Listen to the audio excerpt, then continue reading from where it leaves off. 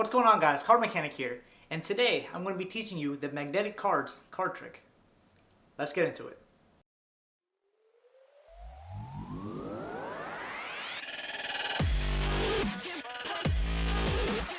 Now check this out. First I have a card selected, just like this.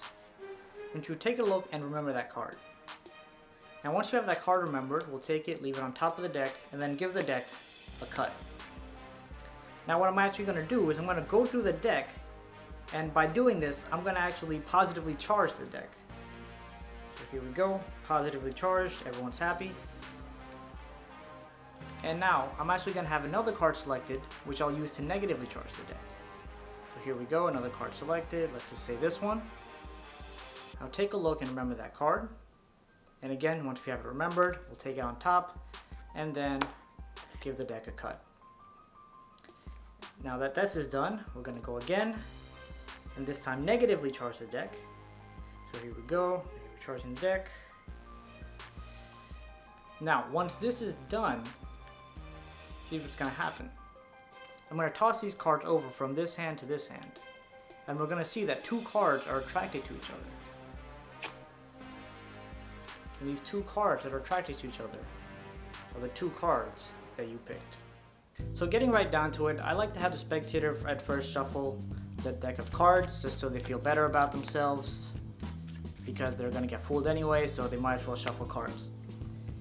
And then we're going to have them select one card. So here we go, card selected. And actually when they take the card and start looking at it, you want to take a peek at the bottom card of the deck. In this case it's the Queen of Spades. And of course, just don't make it too obvious, just blatantly looking at the card. Just take a quick peek at the card and you're good to go. So once the spectator has looked at their card, you're going to ask them to put the card on top of the deck and then ask them to give the deck a cut. Again, just so they feel like they have more control of what's going on. Now you're going to turn the deck face up, but not face up towards the spectator, face up towards you. And you're going to tell the spectator that you're going to positively charge the deck.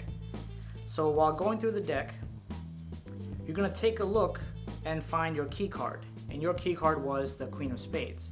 And right in front of your key card is going to be the spectator's card, which in this case is the Ace of Spades.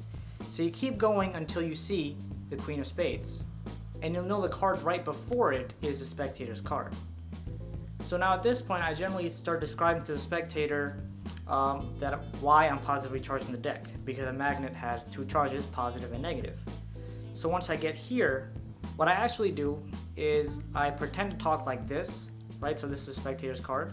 I pretend to talk like this, explaining about magnets, and I shift this card slightly downwards, like this. And I'll tell you why I'm doing that in a second. But we shift it downwards, and then we continue going through the deck saying that I'm positively charging the deck. Now once this is done, you'll notice that the spectator's card is sticking out right here. And this is very important. Of course, don't make it out so it's sticking out this far, just you want it slightly sticking out so that from this angle, the spectator cannot see their card. If it was sticking out that much, clearly there's a problem going on. So just enough that you'll be able to have access to this card, but not too much where the spectator sees it. Now the reason we're doing this is because we want to control this card to the bottom of the deck. And the way that we're going to do this is, we're going to come here with our thumb, lift this card up and push forward so we get a thumb break underneath that card. Okay, and now we're going to perform the double underhand cut. And I've made a video on it if you don't know how to do it yet, so I'll put that in the description. But for this purposes, I'll just really quickly go through it. We take about half the bottom packet, put it on top, and then we take the other half and then put that on top. So now the spectator's card will be at the bottom of the deck. And the reason why this is very helpful is because we're going to have a second card selected. And now you don't want to remember like some random card like we did the first time going around. We remembered the Queen of Spades. We can just use the Ace of Spades as our key card. So again, we have a second card selected. Here we go. And they pick the Two of Clubs. We take it, leave it on top. And then of course ask the spectator to give the deck a cut again. Now when we give the deck a cut, the first card that the spectator selected and the second card that the spectator selected will be placed right next to each other. So now when you're going to the deck and giving the deck a negative charge, which that's what you tell a spectator, you're actually just going to go and find the ace of spades, and right in front of the ace of spades is going to be the spectator's card. So what I like to do here is I like to take the second card that the spectator picked, push that downwards again, go through the deck. So now we have this thing here again. And now instead of going up and forward, what I do, let me get this back here, is I go down and forward. And honestly, it just depends on you.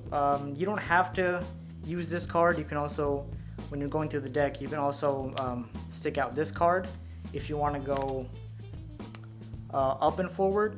So it really just depends on you. You could do whichever way you choose. But I just like doing it two separate ways just so I get good practice doing it both ways. So like I was saying, I go down and forward and then give the deck another double undercut. So now we have the first card of the spectator selected on the bottom, and we have the second card of the spectator selected on top of the deck. So now that this is done, the rest of the trick is actually quite easy. When you're actually throwing over the packet of cards, you're going to grip the bottom card with all 4 fingers, not including the thumb, and you're going to have the thumb on top.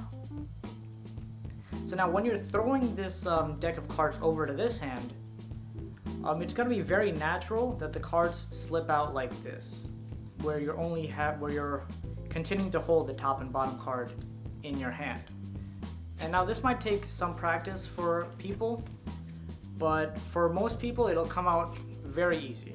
And of course, you saw I just messed up. It doesn't always happen. If you do it too slow, that might happen, but if you just do it at a good speed, you're going to end up with the 2 cards the spectator selected remaining in your hand. And that is it for the magnetic cards card trick. I hope you guys enjoyed the video. Thank you so much for watching. Make sure to check out my social media links down in the description below, and I'll see you in the next video. Welcome to the end screen. If you liked the video, make sure to hit that like button, leave a comment down below, and subscribe, because subscribing is good. Thanks for watching.